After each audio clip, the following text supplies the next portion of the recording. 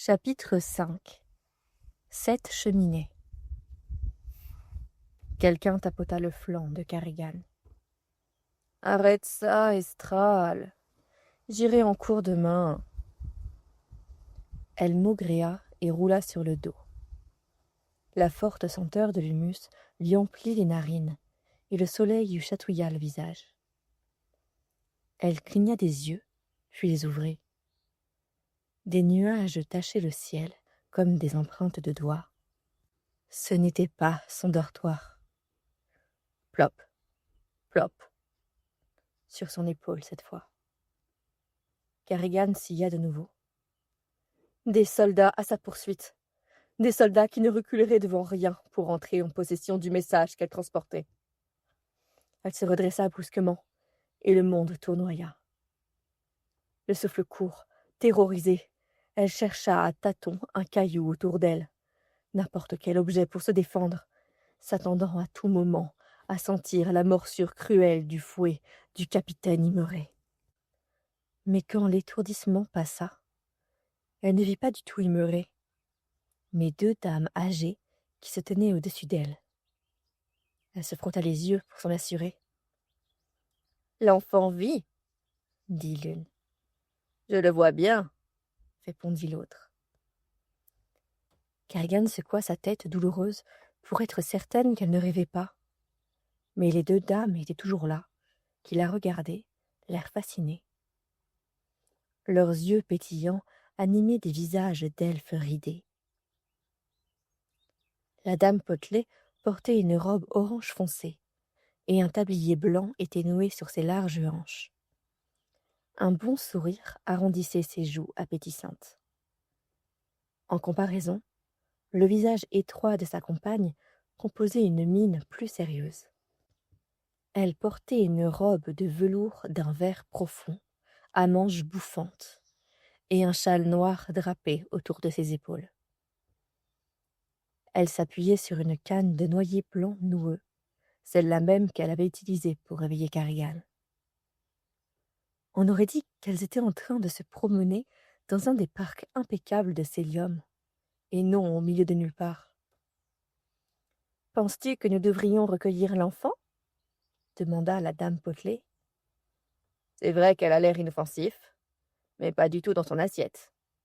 Ce serait malpoli de notre part de ne pas l'inviter à prendre le thé. » « Le summum de l'impolitesse, et même pire, je le crains. Ce ne serait point civilisé. » « Mais que faire des autres ?»« Nous devons également les inviter. » Carrigan jeta un coup d'œil par-dessus son épaule pour voir de qui elle parlait. Mais il n'y avait que Cheval. « Laetitia aura bien des choses à dire au sujet de la boue. »« Elle trouve toujours quelque chose à redire, » répliqua la femme mince en levant les yeux au ciel.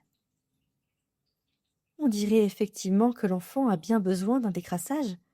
Elle est vraiment très sale. »« J'approuve. Il vaudrait mieux qu'elle soit présentable, ce serait approprié. Et ainsi Laetitia aurait moins de raisons de se plaindre. » Elle tourna alors son regard perçant vers Carrigan. « Viens, mon enfant, et emmène tes amis. Il est presque l'heure du thé, et tu ne dois pas nous faire attendre. » Les deux dames firent volte-face et s'engagèrent sur un sentier étonnamment net et soigné. Net et soigné, le sentier ? Son dernier souvenir impliquait un entremêlement de branchages. Elle regarda Cheval suivre les étranges vieilles dames. Ses oreilles frétillaient d'avant en arrière, comme s'il les écoutait bavarder, en un babil inepte qui s'élevait comme un chant d'oiseau. La femme en vert s'arrêta et regarda par-dessus son épaule. « Enfant, viens-tu ? Ce serait terriblement impoli d'être en retard. Tu vois, tes compagnons nous rejoignent. » Carrigan regarda autour d'elle, mais elle ne voyait toujours personne, hormis Cheval. Elle ne put que se demander qui étaient ces dames excentriques et ce qu'elles pouvaient bien fabriquer au milieu des bois. Elles paraissaient assez inoffensifs, et Cheval semblait leur faire confiance. Carrigan grommela sous cape. Allait-elle se fier durant tout cet étrange voyage à l'instinct d'un cheval ? Son estomac vide, cependant, la décida. Il grondait comme une grande caverne vide. Et penser au thé et au gâteau la réconfortait. Les jambes en coton et la tête toujours douloureuse, elle se redressa et rattrapa les dames à petite foulée. Les bois prirent progressivement un air plus domestiqué. Le chemin s'élargit jusqu'à devenir une véritable route, suffisamment large pour que 2 carrosses de taille respectable puissent se croiser. Elle était aussi bien entretenue par rapport à la route du nord. Quelqu'un avait ramassé le bois mort et ratissé les broussailles du sous-bois adjacent, donnant à l'endroit une aura d'ordre et d'équilibre tout à fait différente du chaos de la nature vierge. Des haies délicatement taillées bordaient la route. Ils traversèrent un pont en pierre qui enjambait un cours d'eau bavard. Des fauvettes lançaient des trilles dans les bois alentours. Les pulsations dans la tête de Carrigan diminuèrent, et la fatigue qui pesait sur ses épaules disparut. La route s'achevait en une boucle auprès d'un imposant vieux manoir de pierre et de poutres. De plusieurs cheminées sortait une fumée couleur de myrrhe, et la lumière du soleil ondulait sur les vitres. Du lierre rompait sur les façades du manoir, les mariant harmonieusement à la couleur des bois. Plusieurs dépendances du même style, incluant une petite écurie, l'agrémentaient. Un véritable havre au cœur du Vermanteau. Les 2 dames gravirent les marches du perron. « Bienvenue à cette cheminée !» dit la dame en vert, comme si elle s'adressait à une assemblée, et non à Carrigan seul. Carrigan compta les cheminées. Elle en dénombra 9, pas 7. « Elle fut construite par notre père il y a bien longtemps, » poursuivit la femme. « Viens. » Elle tendit la main. Un labyrinthe de veines fines, comme un tracé de rivière sur une carte, cerclait son poignet délicat et le dos de sa main. Nos serviteurs veilleront sur ton ami le cheval. Point de serviteur en vue, mais Cheval se dirigea vers l'écurie, aussi docile que si quelqu'un le guidait. Les 2 vieilles dames étaient un peu spéciales, assurément, mais elles ne semblaient pas constituer une menace. Aussi, Carrigan les suivit-elle à l'intérieur de la maison. Le plancher était de chêne clair teinté, et les murs recouverts d'un papier aux motifs floraux élaborés. De luxueuses tentures, des portraits d'hommes et de femmes anonymes en armure et en robes somptueuses, des tapis tissés à la main ornaient chacune des pièces qu'elles traversèrent, toutes miraculeusement épargnées par le passage du temps et la lumière du jour. Partout, des meubles en bois massif, sculptés de motifs complexes. Pas un recoin laissait à nu. Dans le couloir, le dos d'une chaise de cet acabit était sculpté à la semblance d'un arbre. Ses pieds et ses accoudoirs, toutes de feuilles, de branches et de racines sinueuses et tortueuses. Un coussin de velours rouge la recouvrait. De joyeuses flamèches rougeoyaient dans chaque âtre de pierre brute devant lequel elles passèrent. Et la chaleur remplaça bientôt le froid humide qu'avait enduré Carrigan. « Laetitia t'a préparé un bain, mon enfant, » dit la dame Potelé. « Elle ne sera pas ravie de toute la boue que tu as apportée, mais ne laisse pas cela t'ennuyer. Si elle ne pouvait pas se plaindre, elle ne serait pas vraiment heureuse. N'est-ce pas, mademoiselle Feuille-Sorbier ?»« Si fait. La boue est sa bête noire, la pauvre chérie, et chaque année elle en pique des crises de rage insensée. Cependant, nous supportons. Il est difficile de trouver de la main-d'œuvre compétente dans les environs. » Mademoiselle Feuille-Sorbier fit halte devant une porte et prit une profonde inspiration. « Bon alors, mon enfant, nous te prêterons une chemise de nuit et une robe de chambre quand tu te seras baignée. Laetitia veillera au nettoyage de tes habits. » Elles la firent entrer dans une pièce dallée de pierre, où là encore, un bon feu crépitait joyeusement dans l'âtre. Une unique fenêtre ouvrait sur le jardin. La lumière infiltrée par le carreau du haut, qui était teinté des nuances profondes des myrtilles sauvages, et projetait des éclaboussures fluides de verts et de bleus sur le sol en ardoise. Des langues de vapeur s'élevaient d'une baignoire sabot en cuivre au centre de la pièce. Kerrigan n'était pas habitué à ce genre d'objet. À Célium, il y avait de l'eau courante et de grandes baignoires de porcelaine. Mais, dans la situation actuelle, la baignoire à sabots était une vision merveilleuse. Mademoiselle Feuille-Sorbier désigna la baignoire du bout de sa canne. « Prends ton temps, mon enfant. »« Détends-toi, tu as l'air complètement épuisé. » Les deux dames quittèrent la pièce, en refermant la porte derrière elles. La voix de la dame Potelé arriva aux oreilles de Kerrigan depuis un endroit du couloir qu'elle ne put situer. « Je pense que l'étiquette de notre maison s'est améliorée au fil des années, ma chère sœur. » Un son étouffé ponctua l'acquiescement de l'autre sœur. Kerrigan se dévêtit, posa ses vêtements en tas sur le sol. Un seau d'eau froide et une louche joinxtaient la baignoire. Elle déversa suffisamment d'eau froide pour rendre la température supportable. Mais le bain était toujours incroyablement chaud lorsqu'elle s'y immergea. Des brins de menthe flottaient dans l'eau. Leur senteur l'apaisa et lui permit de se détendre. Son corps s'adapta vite à la chaleur, et ses muscles roides se décontractèrent. Avant de trop s'alanguir, elle entreprit de se séparer des couches de crasse accumulées depuis plusieurs jours. Ses longs cheveux lui donnèrent du fil à retordre, mais elle s'acharna jusqu'à ce qu'ils soient complètement propres et rincés. Elle poussa un soupir bienheureux et finit par s'assoupir. Lorsqu'elle se réveilla, l'eau du bain était encore relativement chaude et le soleil brillait toujours à travers la vitre. Elle ne put cependant s'empêcher de penser que plusieurs heures s'étaient écoulées. Ses vêtements avaient disparu, remplacés par la chemise de nuit et la robe de chambre promise, accrochée au patère du mur. Un peigne avait été placé sur la coiffeuse et une paire de pantoufles en daim posée au sol. Elle pense vraiment à tout. Après s'être séchée, vêtue, et après avoir démêlé sa longue chevelure, l'odeur agréable de la menthe s'attarda sur sa peau et sur ses cheveux.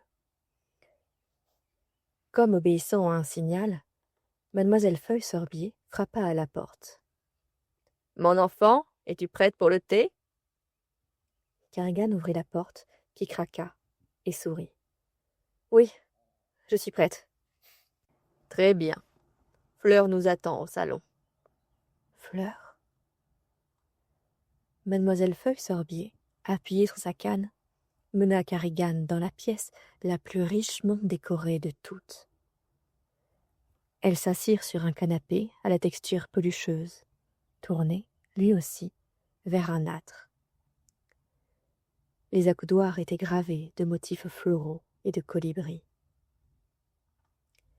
Les rayons du soleil entraient par une large fenêtre et baignaient la pièce d'une chaleureuse teinte ambrée. La dame Potelé, Fleur, présuma Kerrigan, apporta un service à thé en argent sur un plateau et le posa sur la table devant le canapé. « Nous ne sortons le service en argent que pour les invités spéciaux, » dit-elle. Non pas que nous recevions fréquemment des hôtes, spéciaux ou non. Le plus souvent, des étrangers téméraires qui se sont égarés dans la forêt. Le bain t'a contenté, je l'espère. Oh, oui, splendide. Kerrigan employait rarement ce terme, mais il semblait approprié dans cette demeure à l'ameublement luxueux et en compagnie de ces demoiselles. Fleur servit le thé. Avec du miel et de la crème? Non, pas toi, ma chère Feuille. Tu sais bien que la crème ne sied pas à ton estomac. Mademoiselle Feuille-Sorbier se contenta de grommeler en guise de réponse. Des cookies, des scones et du 4 quarts furent servis pour accompagner le thé. Et pendant que les dames discutaient des caprices du temps et du jardinage, l'esprit de Carrigan se mit à déborder de pensées, tourbillonnant, telle la crème dans sa tasse de thé. Tout particulièrement lorsque Fleur servit une 4e tasse et la plaça devant une chaise vide. Mademoiselle Feuille-Sorbier remarqua que Carrigan observait la tasse. « Je suis navrée que ton autre compagnon ne puisse se joindre à nous, mais Laetitia a refusé catégoriquement qu'il entre dans la maison. Elle a été inflexible. » Carrigan n'y tint plus. « Un compagnon? Quel compagnon?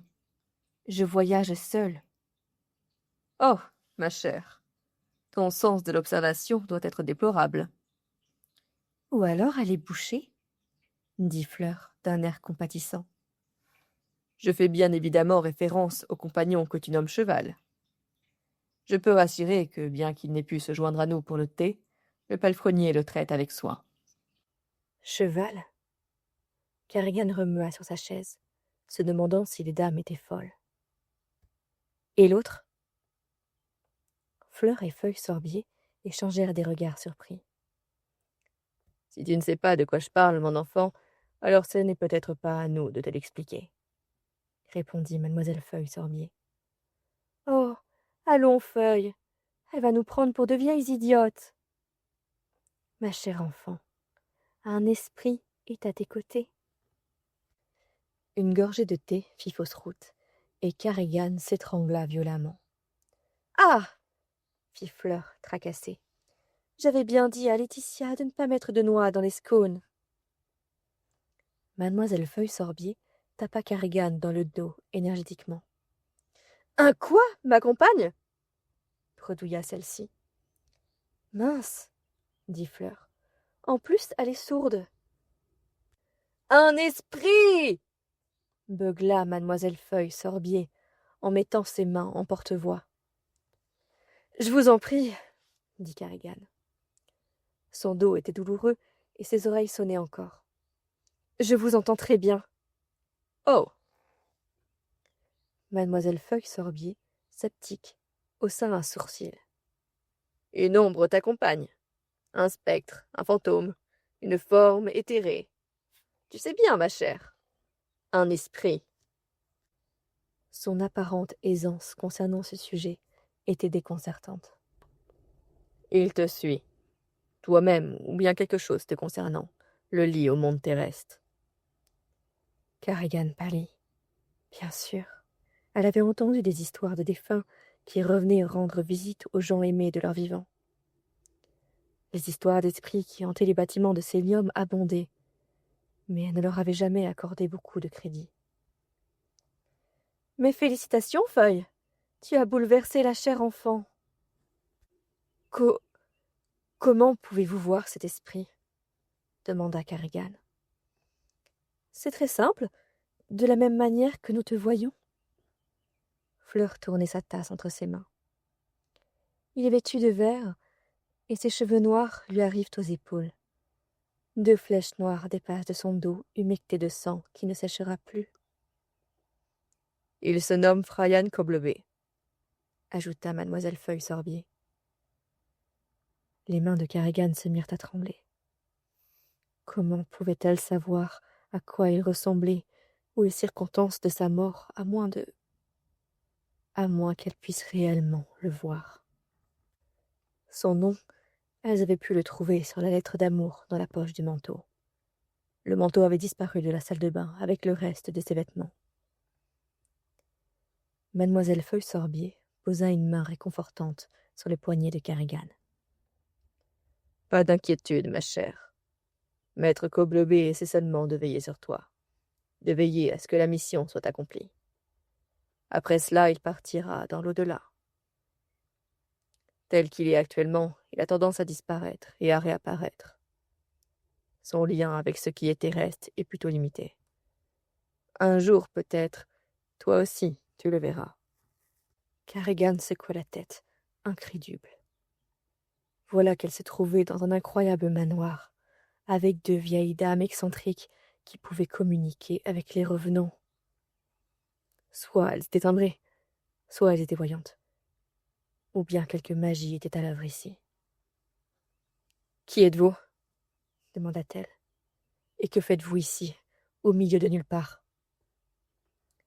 Le pommeau de la canne de mademoiselle Feuille-Sorbier cogna contre la table basse. Scone et Coquille rebondirent. Les tasses à thé s'entrechoquèrent. « Fleur, dis-moi, avons-nous oublié de faire la présentation ?» Une expression horrifiée passa sur le visage dodu de Fleur, et elle plaqua ses mains sur sa bouche. « Oh, Feuille, de notre empressement à plaire, nous avons oublié. Cela fait si longtemps que personne ne nous a rendu visite. Mon enfant, peux-tu nous pardonner d'avoir oublié cette très élémentaire politesse ?» Carrigan les regarda sans prononcer un mot. Les demoiselles durent interpréter cela comme un signe de pardon, puisqu'elles poussèrent toutes les deux des soupirs d'authentique soulagement. « Bon, alors, » dit mademoiselle Feuille-Sorbier, « laisse-nous nous présenter de manière appropriée. Nous sommes les sœurs Sorbier. Je suis Feuille, et voici ma sœur, Fleur. » Notre cher papa, le défunt professeur Sorbier, nous a donné des noms rappelant des éléments de la végétation locale, dit Fleur avec un petit rire. Des surnoms affectueux, pour être exact. Rien de plus que des diminutifs. À la naissance, dit mademoiselle Feuille-Sorbier, on nous a baptisé Isabelle et Pénélope, compléta Fleur. Mais nous usons rarement de nos prénoms officiels. Nous aimions énormément notre père. C'est lui qui fit bâtir cette maison, au cœur des contrées sauvages du Vermanteau. Il disait que c'était le seul moyen de capter le pouvoir de la nature et d'apporter un peu de la civilisation dans ces contrées sauvages. Aucune ville à proximité. Une existence précaire au bord de la frontière septentrionnale. La vie n'était pas facile, tout particulièrement pour notre mère. À l'époque, mon enfant, il n'y avait même pas de route. Mademoiselle Fleur Sorbier lissa un pli de sa serviette en lin. Quand notre père a fait construire cette cheminée, il cherchait à procurer à notre maman un établissement convenable. Pour elle, il n'épargna aucune dépense. Il fit même venir tous nos domestiques de notre première demeure, à Célium. Célium ? Le point de départ de mon voyage, dit Carrigan. Étais-tu une érudite ? Demanda mademoiselle Feuille-Sorbier. Non. Carrigan fronça les sourcils. Elle n'avait pas été grand-chose à Célium. Eh bien, notre père, lui, l'était. Il était passé maître dans de nombreuses disciplines. Tant, à vrai dire, qu'il portait simplement l'uniforme blanc orné du sceau des maîtres. Aucune des disciplines, prises séparément, n'a d'uniforme blanc, tu sais. Et père était le seul à le porter. Peu de temps après, il s'est mis à étudier des disciplines qui n'étaient plus enseignées, ou plus autorisées. Mademoiselle Fleur se pencha en avant. « L'art occulte » murmura-t-elle. Un tremblement courut le long de l'échine de Carrigan. La magie était un sujet que la plupart des Sacoridiens évitaient. « C'est moi qui raconte l'histoire » dit mademoiselle Feuille-Sorbier. Mademoiselle Fleur Sorbier fit la moue. « Ne m'interromps plus. » Elle jeta à sa sœur un regard sévère, s'éclaircit la voix, puis reprit. Père commença à étudier l'art occulte. Il passa des années plongé dans de vieux livres et des parchemins, dans les archives. D'abord pour apprendre l'histoire de la magie, ensuite pour comprendre son application pratique. C'est ce dernier point qui a rendu nerveux le protecteur de Célium. Vois-tu, après les incursions de Moravon l'Obscur durant la longue guerre, pendant lequel il utilisa de terribles pouvoirs, les gens sont devenus profondément hostiles à la magie. Comme si en faire usage avait pu ressusciter Moravon ou installer quelqu'un de son espèce au pouvoir. En définitive, le protecteur a prié Père de cesser ses tentatives pour faire renaître la magie, ou bien de quitter la ville. Comme tu l'auras compris, Père choisit de quitter l'école. Carrigan n'en croyait pas à ses oreilles. D'abord des revenants, et maintenant la magie.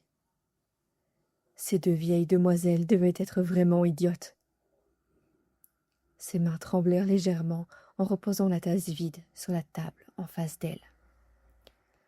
Votre père a-t-il réussi ? Demanda-t-elle. À réveiller la magie, je veux dire. Oui et non, Répondit mademoiselle Feuille-Sorbier. il n'avait aucune aptitude particulière. Soit on est avec un talent inné, soit il faut être en possession d'un instrument qui procure des pouvoirs ou les accroît. Moravon l'Obscur était doté de pouvoirs propres, mais il les avait accrus grâce à un artefact appelé l'astre noir. Père a bien essayé de créer des artefacts magiques, mais ce fut un demi-échec, car il ne portait pas la magie en lui. L'art occulte est capricieux. Il fut tout de même en mesure d'accomplir certaines choses. Je présume que tu as une connaissance accrue de la magie. Non. Mademoiselle Feuille-Sorbier arqua les deux sourcils.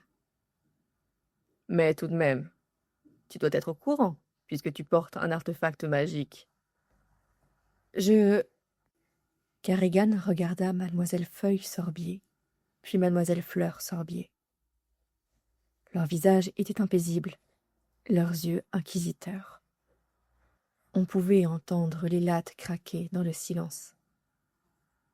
Tu es un cavalier vert, n'est-ce pas? Demanda mademoiselle Feuille-Sorbier. Pas exactement, non. Les demoiselles se regardèrent subrepticement, leur bouche bée en haut parfait. Voici la question que nous te posons alors, dit mademoiselle Fleur-Sorbier. Qui es-tu ? Carrigan s'agita sur sa chaise, mal à l'aise sous leur regard intense. On aurait dit que la température de la pièce avait brusquement chuté. Elle prit conscience qu'elle devait vite leur fournir une réponse, sinon... Sinon quoi ? Qu'est-ce que ces deux-là pourraient bien lui faire ?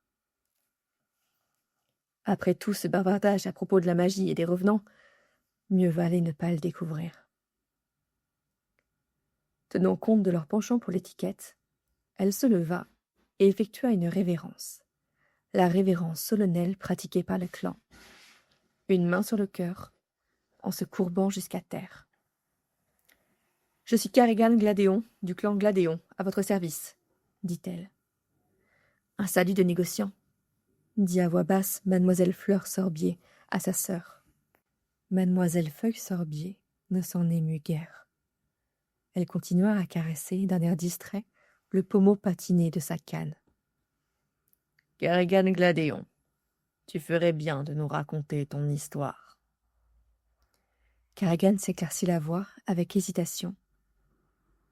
Elle jeta un rapide coup d'œil au feu et trouva un certain réconfort dans sa chaleur, dans ses craquements et ses gais crépitements. J'ai quitté Célium plutôt précipitamment. Elle prit une profonde inspiration.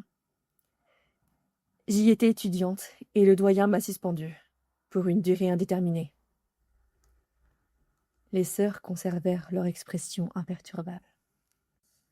Pour une raison qu'elle ignorait, il semblait terriblement important à Carrigan d'être totalement franche avec elle. Si elle leur faisait part ouvertement de son passé douteux, elle serait plus disposée à lui faire confiance. Pour autant, cela ne rendait pas son récit plus facile à raconter. Le doyen m'a suspendu parce que j'avais manqué des cours, ce genre de choses. Il a dit que mon attitude n'était pas appropriée. Elle sentit le sang envahir son cou et lui monter aux joues. Et toujours, les sœurs demeuraient impaisibles, sans lui reprocher son attitude, mais sans pour autant exprimer de sympathie. Mais la principale raison de mon éviction fut une bagarre que j'ai gagnée. Carrigan revoyait encore la scène clairement. La multitude d'étudiants qui se poussaient et se bousculaient autour de l'aire d'entraînement pour voir ce qui se passait. Timas Mirpuy à terre, qui avait mordu la poussière, la pointe de l'épée de bois contre sa nuque. « Tu es mort », lui avait-elle dit. Mademoiselle Fleur haussa un sourcil étonné. « Tu as été suspendue pour avoir gagné un combat ? » « J'ai battu le fils du prince-gouverneur de la province de Mirpuy. » Sur le moment, elle n'avait éprouvé aucun remords de l'avoir défié en combat singulier, puis de lui avoir flanqué une bonne raclée. Il n'avait cessé de l'humilier dès le jour où elle était arrivée à l'école, et elle avait fini par en avoir assez. Mais à présent, sous le regard ferme et insistant des sœurs Sorbier, elle voyait cela sous un jour nouveau. Elle se sentit puérile. « Très bien, » dit mademoiselle Feuille Sorbier. « Tu as établi que tu n'étais pas en odeur de sainteté à l'école, ce qui a finalement provoqué ton départ de Célium. N'as-tu point songé à faire face au problème ?» Carrigan sentit ses joues s'enflammer de nouveau. « J'étais trop en colère. Je me suis enfuie. C'est alors que j'ai rencontré Fryan Coblebé. »« Ah !» s'écria mademoiselle Fleur Sorbier. « Voilà bien la question que nous nous posions. » Carrigan se tortilla sur son siège et sentit de nouveau le poids de leurs regards braqués sur elle. Elle n'avait aucune raison d'avoir honte de cette partie de son récit.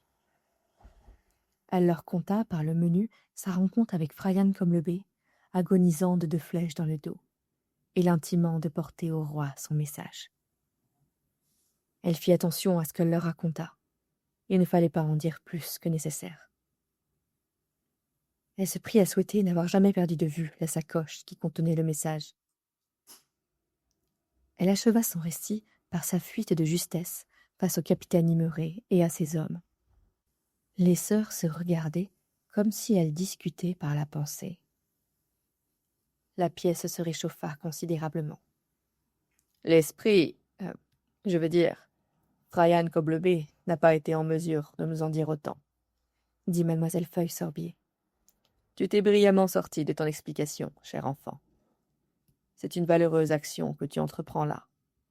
Beaucoup auraient perdu courage à l'idée de porter un message si important, dans des circonstances si dramatiques. Elle dut alors remarquer l'expression d'accablement sur le visage de Carrigan, car elle ajouta. Rolf le palefrenier a immédiatement déposé la sacoche du message dans la chambre d'amis où tu passeras la nuit. Personne n'a rompu le sceau. Le reste de tes affaires s'y trouve également, à l'exception de l'artefact, qui est présentement entre nos mains. L'artefact ? Oui, l'artefact occulte, celui qui a provoqué ta disparition aux yeux de ces bandits sur la route. La broche, mon enfant. Oh ! Cet objet n'est pas très puissant, dit mademoiselle Fleur Sorbier. Il ne vaut peut-être pas les soucis qu'il te causera.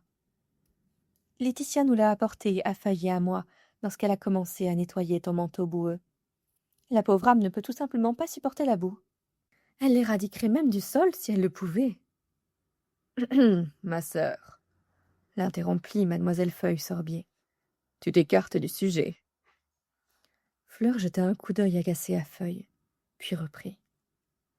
Père n'avait que nous pour partager ses découvertes et pour les enseigner. Cette cheminée n'était pas une école adaptée comme celle de Célium, mais cela ne le détourna pas de sa vocation. Sa vocation à enseigner, je veux dire. C'est la raison pour laquelle Feuille et moi sommes capables de reconnaître la magie occulte, comme celle de cette broche. Tu as dû faire appel, sans le savoir, à son seul et unique pouvoir, l'invisibilité. Mademoiselle Feuille-Sorbier présenta la broche sur sa paume ouverte, comme si elle sortait de nulle part. Nous aimerions que tu essaies d'invoquer le pouvoir de la broche, afin que nous puissions saisir l'étendue de sa puissance. Surprise, Carrigan se redressa. Sous leur apparence ingénue et leur culte des convenances, elle sentait chez les deux sœurs une intelligence sous-jacente dont elle pouvait seulement commencer à effleurer la profondeur. Il émanait d'elle une intensité, comme un feu soutenu brûlant au fond de leur être, mais camouflé derrière une façade socialement acceptable, scone délicatement sucré et argenterie raffinée. Leur simplicité n'était-elle donc qu'un leurre, afin de ne pas laisser transparaître leur sagesse cachée? Ou bien leur père avait-il été un bon maître? Décidément, rien de ce qui avait trait aux deux sœurs n'était simple, se dit Carrigan. Je ne suis pas certaine de pouvoir faire fonctionner la broche, dit-elle. Je ne sais pas comment j'y suis parvenue la première fois. Fais juste un essai, ma chère. Pour nous, dit mademoiselle Fleur. Essaie de te rappeler ce que tu as fait juste avant de devenir invisible. Quelque peu hésitante, Carrigan prit la broche. Elle était lourde et froide entre ses doigts. Le cheval ailé prêt à prendre son envol, comme à l'accoutumée. Elle tenta de se souvenir des moments qui avaient induit, comme par magie, son aptitude à devenir invisible. Le capitaine Immeré sous la pluie, monté sur son cheval blanc, son œil unique essayant de voir qui se cachait sous la capuche, le fouet qu'il déroulait entre ses doigts. Elle frémit. Elle n'avait pas la moindre idée de ce qui avait provoqué sa disparition, sauf son désir pressant de devenir invisible. « Oh !» À côté d'elle, mademoiselle Feuille-Sorbier se redressa, et ses yeux brillaient. « L'enfant a totalement disparu. »« Elle se fond dans le décor, » acquiesça mademoiselle Fleur-Sorbier.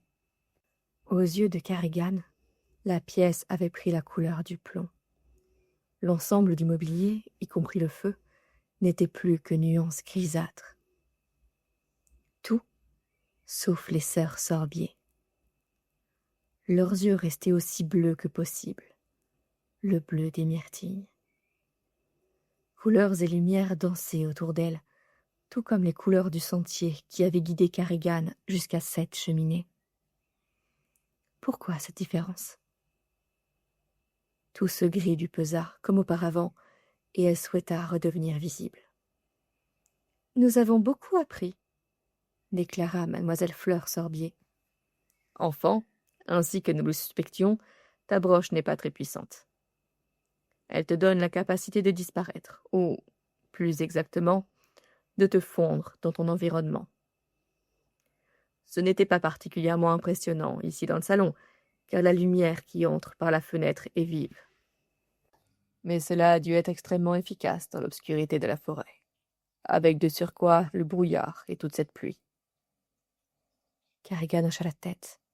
Une douleur lancinante frappait entre ses tempes.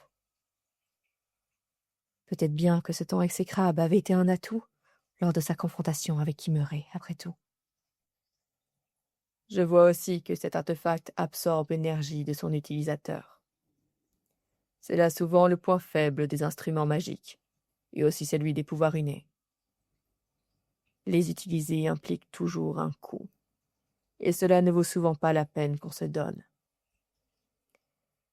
Carrigan enroula une mèche de cheveux derrière son oreille. La broche avait déjà démontré sa valeur.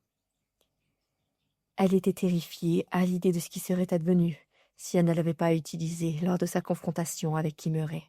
« Je ne comprends toujours pas comment fonctionne cette broche, comment la magie fonctionne. » Mademoiselle Fleur-Sorbier lui versa une nouvelle tasse de thé pour l'aider à se requinquer. Le liquide fumant réduisit au silence les lancements douloureux. Bien entendu, nous avons seulement essayé d'expliquer la magie, dit mademoiselle Fleur. Le peu que nous ayons pu glaner des enseignements de notre père, en tout cas. Mais en fait, nul ne peut vraiment expliquer la magie. Elle existe du même que les bourgeons fleurissent au printemps, ajouta mademoiselle Feuille-Sorbier. De même que le soleil perpétue sa course, renchérit mademoiselle Fleur-Sorbier. Elle existe tout comme le flux et le reflux de l'océan. Et comme chaque nuit luisent les étoiles. Vois-tu, mon enfant, la magie est, reprit mademoiselle Feuille-Sorbier. Le monde en regorge absolument. Ou plutôt, c'était le cas avant la Longue Guerre, et encore quelque temps après. Tout ce qui nous en reste aujourd'hui, ce sont des fragments épars. Mademoiselle Fleur-Sorbier croisa les mains sur ses genoux, bien comme il faut. Mon enfant, les apparences nous avaient amenés à penser que tu avais reçu la formation des cavaliers verts. La magie t'a accepté et le drôme enrôle des jeunes gens, sais-tu. Seuls les cavaliers verts et les utilisateurs de la magie peuvent reconnaître cette broche pour ce qu'elle est. À une personne ordinaire, la broche présenterait un autre aspect, pas son apparence actuelle. Peut-être l'aspect d'un bijou de pacotille, voire rien du tout. C'est un moyen de distinguer des véritables cavaliers verts des imposteurs. Je ne comprends pas. La broche était toujours apparue à Carrigan sous la forme d'un cheval ailé. Elle avait remarqué qu'il était d'or pur. Quelle fille de négociant digne de ce nom aurait été abusée? Mais elle n'en avait rien conclu de particulier. Mademoiselle Feuille-Sorbier ajouta du miel dans son thé. La broche t'a reconnue. Elle ne t'aurait pas autorisé à la porter, ou même à la toucher, si elle ne t'avait pas perçu comme un cavalier vert. Carrigan fut abasourdi. Mais ce n'est que du métal. Par ailleurs, elle n'était pas un cavalier vert. Un métal qui recèle des sorts très étranges en son cœur. Je ne sais pas précisément pourquoi la broche t'a considéré comme un cavalier vert, mais c'est probablement lié au caractère désespéré des circonstances dans lesquelles le jeune Coblebet t'a transmis sa mission. La cuillère de mademoiselle Feuille tinta contre le bord de sa tasse. Fort heureusement, la broche t'a estimé digne d'elle. Ou bien, fort malheureusement. À ce moment précis, Kerrigan ne se sentait pas digne de quoi que ce soit. De telles paroles lui donnaient le tournis. Je me pose beaucoup de questions. Mademoiselle Feuille-Sorbier se pencha pour lui tapoter le genou. Nous comprenons, mon enfant. Tu as quitté Célium dans des circonstances désagréables, et voilà que ta vie devint encore plus difficile, alourdie de la mission inachevée d'un messager défunt. Je sais bien que ma sœur et moi-même avons dit des choses qui t'ont semblé improbables, mais nous essayons de te venir en aide. En effet, nous avons connu d'autres cavaliers verts au fil de notre existence. Des amis de mon père, qui partageaient avec lui leur connaissance de la magie. Ils étaient des gens de la meilleure sorte. Les sœurs avaient dit des choses improbables, pour sûr. Des fantômes? Aucun à l'horizon. Et la magie? Les doigts de Carrigan se serrèrent autour de la broche en or. Elle ressentit l'impérieux besoin de le jeter au feu, et avec elle le message de Fraian Coblebet. Et pourquoi avoir entrepris cette mission? Je n'avais plus toute ma tête, ou alors j'étais complètement idiote. Peut-être pouvait-elle confier le message aux sœurs et se dégager de toute responsabilité. La broche se mit soudainement à lui brûler la main, et elle la laissa tomber. Elle souffla sur sa paume rougie. « Que s'est-il passé, ma chère ?» demanda mademoiselle Fleur-Sorbier. « Ça m'a brûlé. J'étais en train de penser à m'en débarrasser, et ça m'a brûlé. » Les reliques occultes ont souvent une volonté propre, et quand elles ont décidé quelque chose, eh bien, il n'y a plus moyen de les arrêter. Carrigan grogna. Comment un objet dénué de vie pouvait-il bien posséder une volonté propre? Elle ramassa la broche pour voir. Elle était aussi froide et immuable que d'habitude. Seule sa paume endolorie prouvait que la broche l'avait brûlée. Elle était sur le point de perdre le contrôle de son existence au profit d'un cheval, d'un revenant et d'une broche.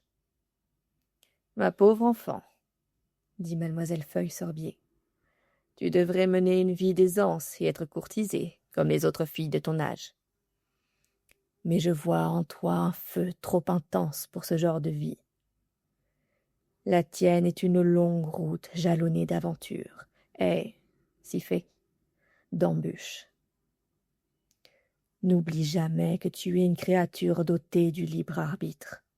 C'est crucial. Tu peux choisir de renoncer à ta mission. Le choix, mon enfant, est la clé. Si tu portes ce message contre ton gré, alors la mission a échoué d'avance. Comprends-tu? Kerrigan hocha la tête en signe d'assentiment. Elle avait choisi de livrer le message.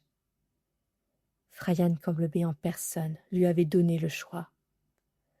Croire qu'on l'avait obligé à le porter contre sa volonté, c'était d'ores et déjà admettre la défaite, avant même que la mission ait commencé.